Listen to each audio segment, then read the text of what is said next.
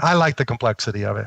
And I like working with project managers because they like seeing the complexity. And the bottom line is getting things done in a complex environment. That's getting stuff out the other end and not being discouraged by that, but enjoying the complexity. Welcome to Manage This, the podcast for project managers by project managers. I'm Wendy Grounds, and as always here in the studio with me is Bill Yates. Listeners, remember, if you're claiming PDUs for our podcast as well as for our courses, check out our website. Our PDU claim page has been updated with the new instructions. We are so glad you're joining us today. We have a special guest. This is Dr. James Crowe, and he's a physician scientist at the Vanderbilt University Medical Center. He's the director of the Vanderbilt Vaccine Center and the Anne Scott Carell Chair. He's a professor of Pediatrics and Pathology, Microbiology and Immunology. Dr. Crowe's pioneered development of human monoclonal antibodies as potential treatments for viral diseases. He's going to describe to us what that means. I think we've all heard about antibodies lately, but he can describe it from a science perspective. And they've done a lot of work on antibodies prior to the COVID pandemic. But when the pandemic hit, his team pivoted, and we'll talk with him about that. In fact, the Crowe team won an award in December 2020. They were recognized for their work on COVID antibody research, and that's a fantastic award that recognizes the achievement that they've had in that field. Yes, he gives some great project management advice in this podcast. It's really interesting to hear his perspective. And also something we asked James is why we're still debating the social good and the necessity of vaccines, and he touches on that as well. So let's talk to James. Hi, Dr. Crowe. Thank you so much for joining us today. Yeah, thanks for having me. We're just so excited to talk with you today to clarify some issues about vaccines, about immunization. And I think you're just the right person to talk to. But I want to just go back a little bit and find out, what is your mission as a scientist in the vaccine area? How did you get started in this? And what really is your goal?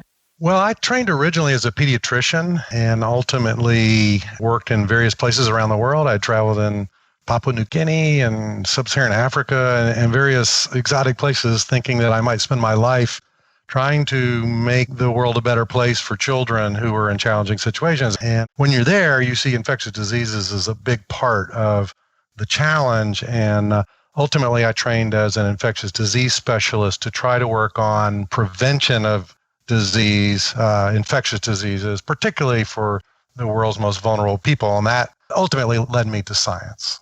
Before we dive too deeply into this, Dr. Crowe, you spell your last name with an E. The founder of our company is Andy Crowe. He's my boss. He also spells it the same way. So the big burning question that I've got to deal with first is, are you guys related? Are you guys cousins or something? Do you have any idea? Well, that's a funny question. I'm working with one of my cousins on a major big science and health initiative right now, but it's not Andy, and I don't think I'm aware of Andy. But yeah, our family name comes from the UK. So We're British somehow back in the day. Very good. Well, Wendy and I have watched the TED Talk from, I think it was 2017. I think that's right. Yes. That was so impressive. You talked about the immune system there, and it was visually stunning. I encourage our listeners to take a look at that. They can find the TED Talk just by, we'll have a link to it, but they can search your name and TED Talk. But in that, you describe the immune system and you lay out a description of antibodies. And we want to talk about that research that you've done. But just help us with some definitions here. What is an antibody? Well, antibodies are the body's natural defenses. They're a type of molecule called a protein. When your body sees an invading entity like a germ, you swarm around that with lots of cells that are in your blood or in your tissues, and they recognize there's something foreign there. And then they mount a response, and they start kicking out these molecules called antibodies or proteins. And those antibodies are like your body's natural drugs. They protect you by covering the germ and making it inactivated so it can no longer infect other parts of your body, and also so that you don't spread it to other people. So antibodies are really the body's natural defense against infection. In your lab, it's called the Crowe Lab at Vanderbilt Vaccine Center, you're pioneering the development of human monoclonal antibodies as potential treatment for viral diseases. So can you explain what is a monoclonal antibody? Well, the word monoclonal if you break down the Latin, mono is one and clone is something that's always the same. If you make them, they're identical. And so in your body's natural defense, if we took a blood sample, we would find millions of different antibodies, but probably only a few of those are for any particular germ like flu or anything that you've seen before, one of your vaccines like measles. And in our work, we search, it's like searching for a needle in a haystack, and we find the particular individual antibodies in a person's blood sample that are best suited to inhibit the germ that we're working on. So we can find a single antibody that is the key to immunity, and we can remake that antibody in our lab, and we can even remake it in a factory very cleanly and use it like a biological drug. And the beauty of that is then we can transfer that one antibody, that monoclonal antibody, into another person and achieve instant immunity. So we can transfer the best of one person's immunity into another person, and immediately they have that immunity, which is a very cool thing about how our process works. And it's not just a trick. This is used in medical practice now. And just for reference, how long have you been at Vanderbilt now? Because this has been a pursuit of yours for many years, right? It has been. I started working on monoclonal antibody ideas around 1990. I've been at Vanderbilt 25 years, I know, because I got a little gold pin this year, and they sent a chair to my house. Congratulations. Wow, maybe this is a sign that the end is near here. But I got my 25-year gold pin this year. So I have been working on this stuff a while. But I have more enthusiasm now than I've ever had for this, because the technologies in the field of science are converging to allow us to do things with speed and scale and effectiveness that have never been possible. It's just very, very exciting time to work in science and medicine. One of the projects that I saw you were working on in your lab, and you talked about this in the TED Talk, was to sequence all these antibodies and put them in a database. Now, this just sounds a massive project. What does that mean for immunotherapy, and how's that project going? Right. Well, this is a project that we termed the Human Immunome Project. So OME is when you're studying all the elements of a system. And we modeled that term on the Human Genome Project. So when I was a young scientist, I remember sitting in the crowd of a meeting I was at, and Craig Venter, who was one of the leaders of the Genome Project, was there saying he remembered when he spent, 5 or 10 years cloning a gene. He worked 10 years to get a gene, and then it started getting faster, and they would get 10 genes in 2 years, and eventually the aspiration was, why don't we collect all the genes in the human genome? The kind of dirty little secret there was they didn't do the immune system genes, which we've called the immunome, because in your immune system, you mix and match genes, you combine them, and that diversity that you can achieve by combinatorial diversity is sort of like playing cards. You can make a lot of hands of cards if you mix and match them. So the immune system can make an enormous diversity, and people did not aspire to sequence or catalog all the antibodies that could be made. But I started thinking, why not? I mean, if you're thinking big and big science, it's just money and effort and time. So we launched into it. And to date, we have collected billions of sequences, and we've started making them publicly available. And we've been exploring them to tell people what the immune system is like, the complexity, the organization of it. When I was a kid, there was a show about undersea world, the undersea world of Jacques Cousteau. And Jacques Cousteau was a diver, and they would just dive, and they would look around with cameras and say, wow, look at that fish. It's, albino fish at the bottom of the sea. Who knew? And that's a little bit what our experience is like. We're just looking around at the enormity and the complexity of the human immune system and seeing, what's common and what's rare. And it's just fascinating. But I think the bottom line is that the human immune system has an enormous capacity to protect, to recognize, to defend. And that gives me a lot of confidence that the future is very bright for harnessing that information against infection and against autoimmunity and against cancer. There's so much more we can do that we haven't tapped into. We're just sort of seeing it for the first time. We're not yet able to harness it, but the first step is just describing what's there. That's fascinating. And just the enormity of the data is a bit overwhelming. But with the power of computers, the power of big data and data science, it becomes more and more possible. And the thing that you have pointed out, which I think is a key to this, which was fascinating to me, is that each one of us, our blood retains a memory of everything that we fought against. So talk a little bit about that, those secrets that we all hold in our bloodstream. Right. Well, your body does effectively remember the infections it's had or the vaccines it's had. That's how vaccines work. They remember for a long time or forever. The most dramatic example of this to me was we got sort of tricked into doing a project of studying the immune response to the 1918 flu.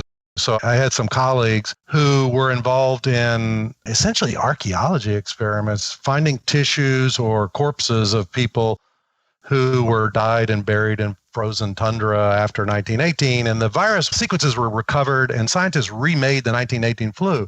And at that point, we had the virus, but we didn't really understand how people eventually got over it. And so we were studying 100-year-old people who were still alive, and we knew that their first infection with flu was the 1918 flu. And we studied their immune response, and they're 100 years old, and they still have B cells floating around, the cells that make antibodies in their body, which is astounding. I mean, it really surprised me.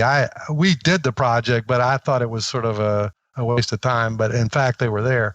And pretty common, actually. We could see in most older people the ability to recognize 1918 flu. And you might think, well, that's not very smart of the body to waste time remembering 1918 flu. But 1918 flu essentially did come back in 2009. You'll remember we had a H1N1 pandemic, it was called. And that pandemic was actually caused by the 1918 flu that had been circulating in pigs for a century, and then mixed with a bird flu and a human flu. There was sort of a melting pot inside pigs. And so parts of 1918 came back when all the humans who were immune were dying off.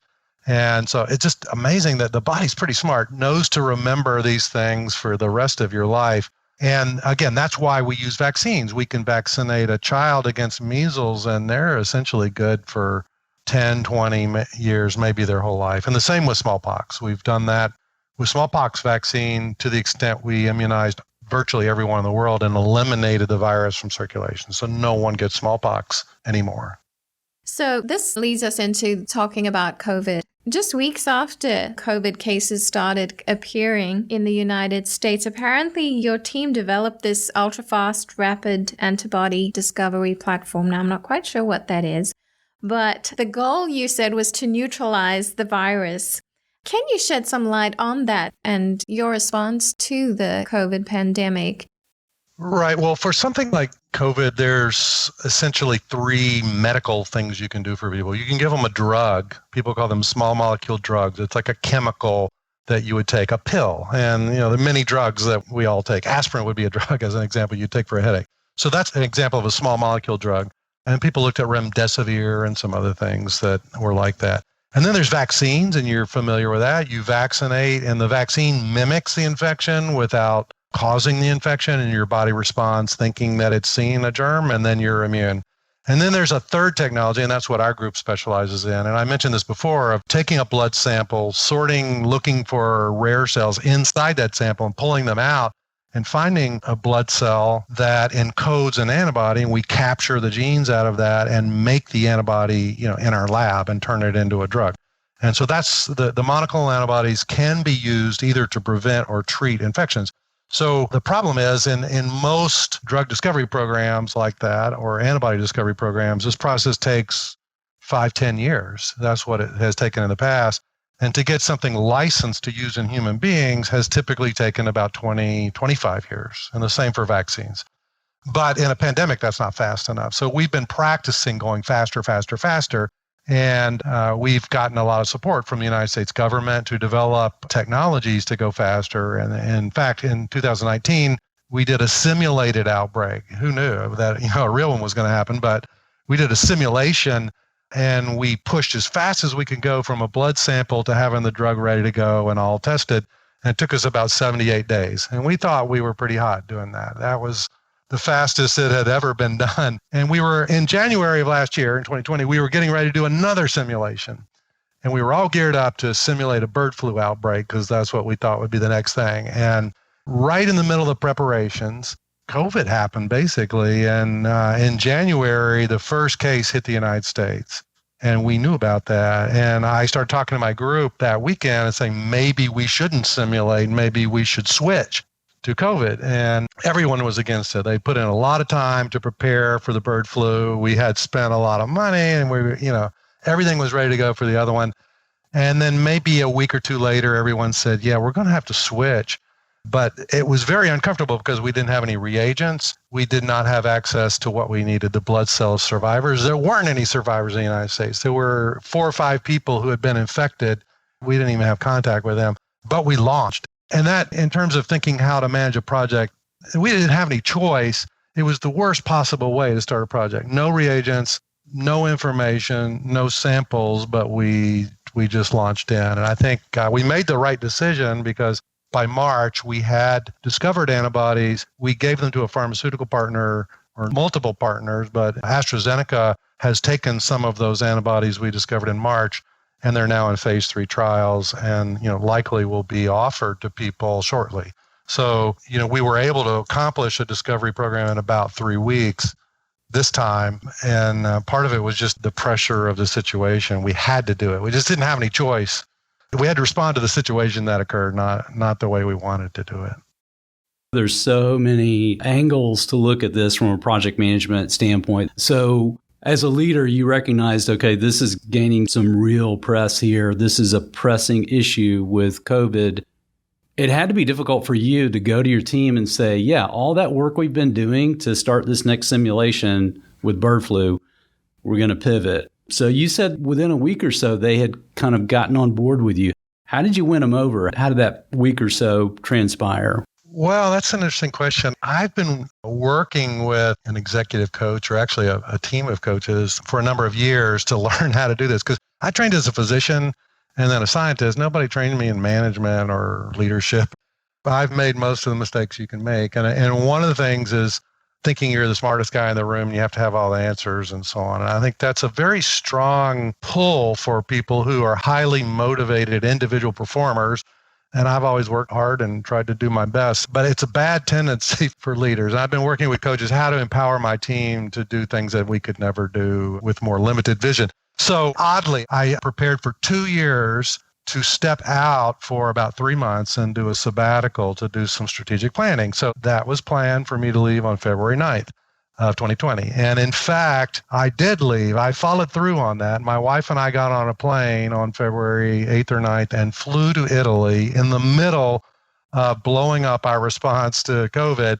And not only that, we flew into what became the epicenter of the outbreak, and then I had to essentially evacuate with my wife a few weeks later. It was just very disruptive. Again, the planning process, I was going to have a very methodical 3-month planning process for the next 10 years. That was the idea. And that didn't happen. We had to respond, and I was managing the team from Italy with insufficient Wi-Fi and phone access. Italy's still on copper wire, actually, their internet. So it's a little bit slower than here. I had a lot of difficulty doing that. And in some ways, it was a blessing. Back to your question, the team became a self-organizing unit. They knew there was not enough time for one or a limited number of people to make decisions. We had to work as a unit, and each person take responsibility for themselves. It was fascinating to see. We had a core team of about 6 or 8. Our medical center essentially shut down. You could not come onto the campus to do research unless you were doing COVID. So we had special dispensation for our team of 6 or 8 to come. And I was in another country, and it was amazing that they pulled together. So I didn't have to do any convincing. I think once people saw, wow, Seattle was turning into a little bit of turmoil, they knew we had unique resources and opportunity and skills, and we needed to apply to that problem. And then, again, we did not have the situational luxury of planning. We just had to do it. I think that the simulation we did the year before was extremely helpful to us. And also, we had done some after-action review of the last year for months. We said what things went well and what things went poorly. And we had sort of done some soul-searching. Where could we go faster or better? And we were not blaming ourselves. And we had just set the world record for going fast, but aspiring to go faster. And I think that after-action review we did in 2019 set us up well to execute in the moment as a team without me telling people what to do. They just knew what to do, and they were each asking themselves, what should I do, not looking to someone else. That's terrific. And I've been in situations not with life or death projects, but with projects where the customer is delaying or the data is not accessible. And being a part of a team like you were, where people could kind of get over that and go, okay, this is not going to happen. We don't have those reagents yet. We don't have the resources in hands that we need to analyze. But what can we do now? How can we prepare for that moment when we do have it and reach a sprint very quickly once we have that data? So well done for your team and the self-organizing approach they took. Right. You expressing how you had to speed things up, make everything go at a rapid pace. I think a lot of the talk that we're hearing from people is they're hesitant to take anything because everything was done at such rapid speed. But now, I mean, we can see that you've been doing this for years. There's been a lot that's gone behind the scenes before something was turned out and said, here's some antibodies or here's the vaccine. But one thing that we're concerned about is just the vaccine hesitancy that we're seeing amongst the public in general. It was a really high percentage of Americans that aren't willing to take any type of vaccine. How do you address that vaccine hesitancy? Well, first of all, I want to think through the thought process of fast and what that means. So if you say the vaccines were developed and tested very quickly, and I'm used to it taking 20 years, there's different ways to look at that. The reason it takes a long time, typically, to do a clinical trial is that you need large numbers. So we're trying to test these things in 10,000, 20,000 people. And the logistics of testing in thousands of people is challenging. But you can test 10,000 people in 5 years, or you could test them in 2 weeks. The numbers are the key to understanding, is the vaccine working or is it safe? It's not really the time, it's the numbers. Conventionally, it takes a long time to do large numbers. But in this case, we did large numbers in a short amount of time. One of the other limitations, frankly, is money. So normally, companies have a certain cash flow, and they cannot just drop $500 million in 2 weeks on clinical trials. But in this setting, the United States government made billions of dollars available immediately. So the compression of the trial was enabled by that level of funding. So the vaccines that have been authorized in the United States so far have undergone the exact same rigor and complexity of testing as any vaccines in the past. So I just want people to understand there were not shortcuts taken in the clinical trials. They were done in a compressed time with a large amount of money, but the same number of people were tested as usual. So I feel great confidence in it. In fact, the minute vaccines were available at my place, I'm at Vanderbilt, we're a major medical center, and I'm an infectious disease physician. As soon as it was available, I was racing to fill out my questionnaire. I was one of the first in line, and I've been fully vaccinated with 2 doses already. So there's a little bit of disinformation that if you think shortcuts were taken, because they weren't. The thinking of many people in the public about vaccine hesitancy is a general thing, not just COVID. And I think it's unfortunate. There's been a long history of hundreds of years. People wonder, are vaccines magic? Is there something special and weird about them and risky? And they've been tagged with a lot of just weird thinking, magical thinking. And that's been the detriment of many people. So I think most people, I'm a physician, I've talked to plenty of mothers about decisions about vaccinating their children. Most mothers, they just want to do the right thing for their children. They want it to be safe. They also don't want their children to get infections that will damage their brain or kill them or, give them pneumonia. So people like mothers making decisions for their children, they're just trying to do the right thing. They're not really hesitant. They're trying to make good decisions, and they need good information. And there's been a lot of just flat out wrong, even in some cases intentionally wrong, information about vaccines. And then I think people get confused and they have trouble finding reliable sources.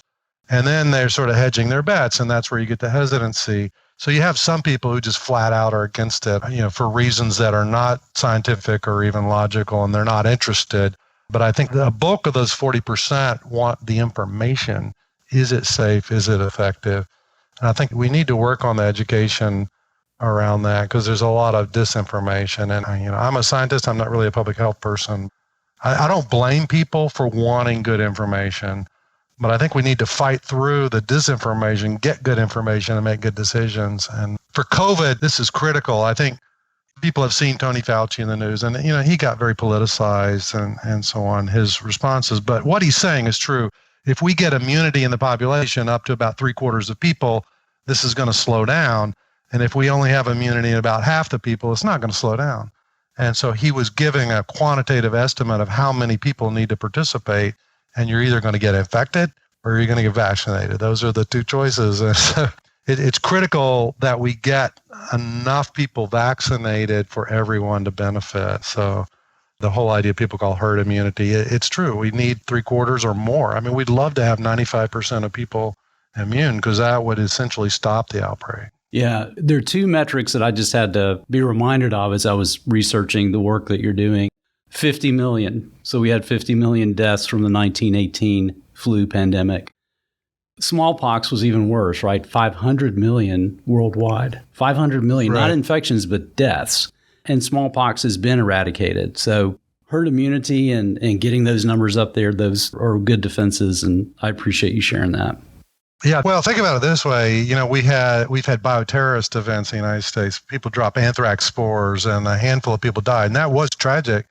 But if somebody dropped anthrax spores and 400,000 people died, I think, there'd be a clamor. Why aren't we doing something immediately about this? And so I just find that there's a lot of weird thinking. And I'm just asking people, what is logical that you're trying to do the right thing? And what is illogical where you're being influenced by sources? I don't know where people get their information, but a lot of social media sources are intentionally wrong. They're manipulative.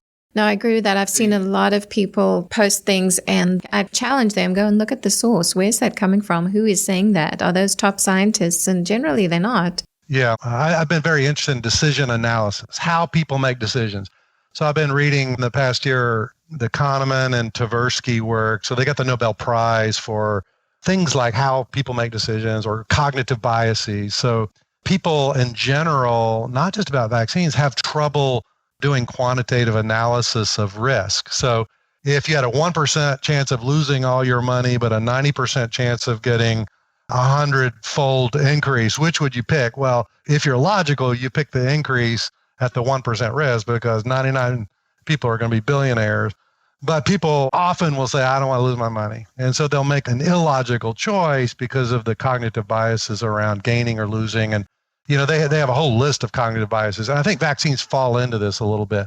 So if you say it out loud, would you rather your kid have the full-blown disease and possibly die, or have a vaccine which has a proven side effect frequency of, let's say, 3%, and that side effect is fever for a day or sore arm for 5 days? If you think it out, logically, there's no question what you would do.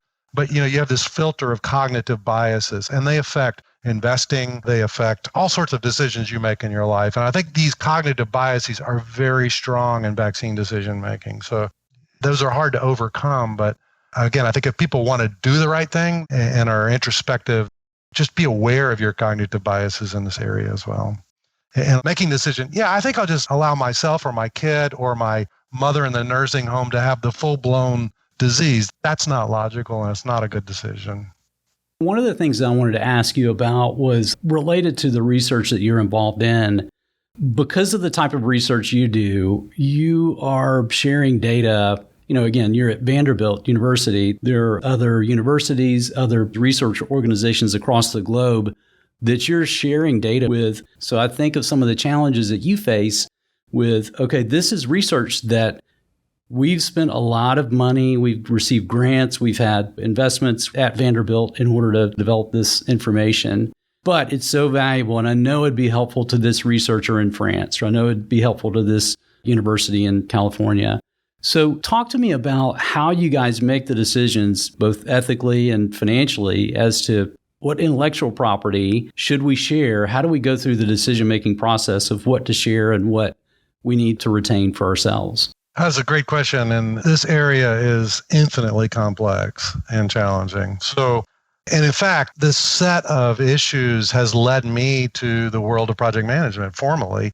Ultimately, I hired a person who's PMP certified and now is portfolio certified. We've hired, I think she manages 5 project managers in our vaccine center just to help us with these issues. So as an example, anytime we're doing research with human subjects, that is highly regulated. There's a lot of considerations around diversity and equity in our research population, consent, if there are children involved. I mean, there's an enormous amount of oversight of that. So I have essentially a full-time person who manages oversight of human subjects research in my group. And then the information about their genetics cannot flow to other people. This is private health information or private information, cannot be posted on a server in another country because that just isn't acceptable, et cetera, et cetera. So the health information is important. And then intellectual property, you mentioned, we generate antibodies. Essentially, we get the genetic code, which is a series of about 300 letters that encode that, and that can be used as a recipe in industry to make that antibody. Well, that can be emailed around.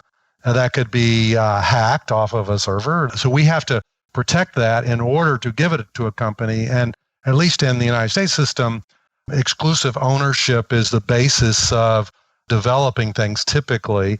And so our university will make available intellectual property that we discover and file patents on to companies so that they can develop. And you could say, well, I don't like people that make money and I don't like bad corporations, but this stuff takes money and the companies have a responsibility to their shareholders. It's not, it's not that they're greedy. Their fiduciary responsibility to their shareholders and board is to generate profit, and that's the way it's set up. So we have to enable that by protecting the intellectual property. We can't just pass around these sequences until they're patent protected, and even after then, the patents aren't issued. So we have intellectual property rights. Also, we're working on things sometimes like Ebola and other organisms that fall under a set of laws called export controls. So we cannot have unescorted foreign nationals in our space, as an example, and especially from certain countries. There's a list of 5 or 6 countries that are of a special concern for information about category ABC agents, they're called. So especially bad agents like Ebola or Lassa and so on. We have to control that information. But at the same time, we're academics, we're trying to publish our work, we're trying to make the information widely available, and there's a very strong emphasis on what's called open science now. So as soon as we know, we want to tell the world to enable a response, say, to the COVID pandemic. So we have these directives coming from some funders that say, we expect you to make the information available immediately to the world because we're a nonprofit foundation. And then we have other funders. We have commercial funders or companies. We have the United States government. And those people are telling us, protect the intellectual property so that it can be developed in a commercial environment. So we have all this stuff we're trying to manage. That's so complex. And biosafety, we have to protect ourselves. So we have biosafety level 1, 2, 2+, follow those regulations, and on and on. I mean, it just, there's so many regulations. So we've had to hire people who like doing this stuff. And personally, I like doing it too. I think I like the complexity of it. And I like working with project managers because they like seeing the complexity. And the bottom line is getting things done in a complex environment. That's getting stuff out the other end and not being discouraged by that, but enjoying the complexity. I think it's problem solving and not seeing it as the obstacle. But, there's a lot of interest in Stoic philosophy in the past year. I don't know why, but sort of the obstacle is the way from Marcus Aurelius. You can't go around these obstacles. If you go around these obstacles, you're in non-compliance and you'll be in jail. But if you go through them and get to the other side, that is the path to getting molecules out into the clinic to help people. And we can't avoid that. So we have to enjoy the process, not fight it. Yeah, that's a great description. We've had various guests on Manage This through the years who have had ethical considerations, financial considerations, return on investments, pressure from stakeholders and shareholders even, and the need, to your point, the need to get this finding or this product to the market as soon as possible to the betterment of society. And it's a fascinating balance. So I appreciate you talking through that. I'm delighted to hear that you've got some project managers that are on board helping you with that. That's awesome. Yeah, they're teaching me. In the lay sense, I've been a project manager for a long time. I do projects, but the staff members that we've hired have sort of reverse engineered me and the group about general principles that, if you're methodical, are incredibly powerful. Who are the stakeholders? What's the intended outcome? Who needs to be there? Who should not be there? Actually making action plans after every call and meeting with people assigned. These are such basic principles, but you'd be astounded to see that billions of dollars are being spent in science without these fundamentals being executed in the groups that are responsible. So it's been very fun for me. I think we were using some of them, but to formalize the principles and to stick to them and to keep coming back again and again and again saying, wait, who's keeping the action plan? Is there an action plan? Is there an agenda for this meeting? Or are we just getting on the phone? And it's just a struggle. I think it's sort of like exercise or losing weight. These things are much harder than they sound to methodically apply good principles of project management on day in and day out. And we need professionals to give us the infrastructure within which we can operate to keep our affairs organized. It's like this paradox. The more and more organized and sort of rigid we get in our processes, the more and more creative we can be in the content. If we're creative in the content and sloppy in the process, it sort of breaks down and we're not very creative in the science. So I find that very contradictory in a way, and I'm living in two worlds that are very rigid and very creative at the same time. No, I get that. I've done some research along those lines as well, where just the way the human brain is wired so that there's a healthy reason why I have habits and I have a certain way to drive to work or a certain routine when I get up in the morning, and it frees the rest of my brain up to tackle those issues or challenges that require more creativity. So yeah, I get that. There's a lot of science behind that, and I appreciate that coming from you guys. Even the simplicity of seeing the power that the simulation has had in your success, even as you pivoted to focus on COVID, just coming off of that 78-day record-breaking turnaround and then doing a retrospective, having to look back at that and what are our lessons learned and capturing that. It was like perfect timing, other than your trip to Italy. It was perfect timing for your team to then pivot and take on this challenge that the world's facing now with this pandemic. Yeah, I've been a believer in after-action reviews for a long time. I did a sort of auditing a course in our business school. So I'm in a medical center, but we're on the same campus as our university. So I went to the business school and I saw case studies of after-action review. And the ones they were emphasizing were from the military, things like friendly fire. You shoot your own person. Nobody wants to do that. There's no reason blaming somebody because nobody wanted to do that. And it's usually a system failure. And it's just enlightening, the idea that there's nobody to blame here. We're all trying to do the right thing. We're trying to do exciting science that's pleasing to us and enjoyable, that helps the world be a better place. That's what we're trying to do. And, when things don't go well, that's an opportunity to learn how to do it better next time, not blame people. So that after-action review has been part of our process for a very long time. And I think we have to teach people that when people come in, they enter these meetings feeling very defensive, like I'm going to get in trouble here. And that's a struggle, I think, building a safe environment where you can talk openly and say, you know what, I just didn't follow through.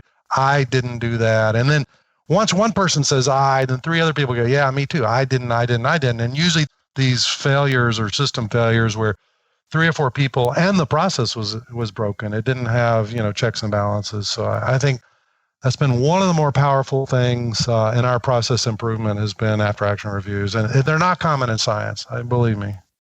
So you have described some of the project management processes that you guys have put in place. One of the things that project managers deal with is a process sufficient, like software off the shelf? Is it sufficient, or should we build our own versus buy one? Can you share with us some of the decision points that you guys face that have led you to go deeper into project management practices? Well, I think there's one thing that's been kind of a struggle, and that is, should you build your own bespoke processes, or should you bring in the knowledge of others who've already walked down the road that you're about to walk down? So things like, I've hired for about a decade a group of programmers within our group to build us custom software solutions. And so we have been building our own system called a Laboratory Information Management System, a LIM system. And these can be bought. You can buy them for $5,000. You can buy commercial ones for several $1 million. And we chose to build our own because we wanted to be able to change it every day and have it look like we wanted and function like we want. And I'm about 10 years into this. And sometimes what I found is that there are already solutions that may not be as customizable as I dreamed about or our group dreamed about, but they're perfectly acceptable. So as an example, we started using lean management ideas in our group. And we were trying to layer lean principles onto our information management system. And one of our team members said, well, there's a local outfit, actually in Tennessee, that has a software lean kit, and they have a very nice graphical user interface that implements lean boards, and everybody seems to like it. And so why don't we just use that software that already exists instead of spending 2 years building that? And we did that. And everybody loves it. Our secretaries like it. Our lawyers like it. Our scientists like it okay. And so it solved immediately a problem that we were spending a lot of time reinventing. So I think once we started realizing we don't have to reinvent everything, and everything doesn't have to be perfect. If it's 80% of what we need, but it's available here and now for low cost. So we've sort of switched, and a lot of our software implementations of project management principles like lean, we're bringing in from the outside. And we mix and match these things, and sometimes they're not optimal. So we've been through Wrike and Todoist and Basecamp, and we try things, and sometimes they work for us and sometimes they don't. We use them for a period, and I would call this design thinking. We say, why don't we design a system and use this? And it does or doesn't work. But we work through a lot of tools, and Slack is the way we talk to day, and then we're using Lean Kit to move things from left to right and who's responsible and so on. So I think there's a tension between saying there are no solutions in the marketplace for us, we have to invent our own, versus just cobbling together various tools that actually get most of the job done. That makes me feel better hearing that. Just thinking of the brain power on your team and the capabilities that you guys have, because this is the classic buy versus build comes up all the time with project managers. My background software, so I'm right there with but these are the features that are most important to me, so let's just build it. We can get a few coders in here and we can make it perfect. But there's so many benefits to buying something that's already available and benefiting from those years of development and the broad customer base that influences it. So I appreciate just hearing, that you guys struggle with it too, and just hearing some of the common platforms that we've used and you use as well. And I appreciate the flexibility that your team has too, that let's try it. If it doesn't work, then let's try something else. Then we'll have a better sense for what features really are important and which ones are not as useful for our team. Yeah, and we've figured out some qualities of, if we're going to bring in something from the outside, qualities that make it work better. So if the software has an API, we could hit the API and integrate it into our ecosystem. That's sort of a requirement now. We don't want things that are on an island. And then if it has an API, we can do, if then that actions that are pretty simple. So if something hits our website, it backfills to a Google sheet on a project manager's desktop. And they don't have to look at it. It just happens. So we built some simple tools that just linking together these softwares, but they have to have an API and things like that. So we're not really software builders. We're trying to do science. So I think learning simple connecting tools and making decisions of what things will work for us has been an advance for us. We really appreciate all that you've shared with us and the advice you've given. If our listeners want to find out more about your work, about what you're doing in the Vaccine Center, how can they get in touch with you or just follow what's been going on? There's two places. People can follow us on our Twitter feed at VUMC_vaccines. And a lot of times we're showing things in real time, the discovery things we're doing there, or just photos of people succeeding in the lab. And then we have a website at Crowe Lab, CROWELAB.org. Which takes you to our Vanderbilt website, and you can see all the team members, including our project managers, and all the things that they're working on. So those would be good places to look. Thank you again so much for making science meaningful and understandable to common folk like me, and just describing to our listeners the type of work you guys are doing. And we so appreciate your time and your efforts. And thanks so much, and get your COVID vaccine so we'll all be protected. Exactly, yes. Listeners, you have just earned some professional development units by listening to this podcast. To claim your free PDUs, go to velociteach.com and choose Manage This Podcast from the top of the page. Click the button that says Claim PDUs and click through the steps. We'd love to have you visit us at velociteach.com to subscribe to this podcast, see a transcript of the show, or if you have any questions about our podcasts or project management certifications in general, we're here for you. That's it for us here on Manage This. Thank you for joining us. Until next time, keep calm and manage this.